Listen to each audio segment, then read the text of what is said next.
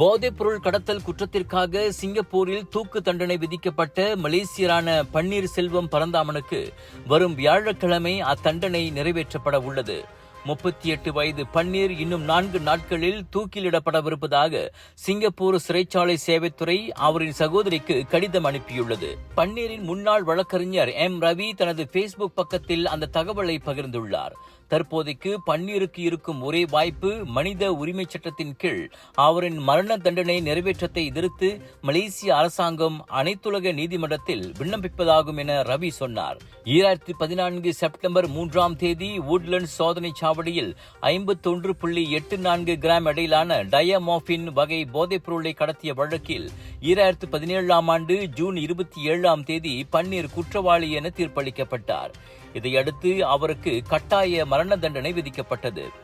2019 மே மாதமே அவர் தூக்கிலிடப்படவிருந்தார்.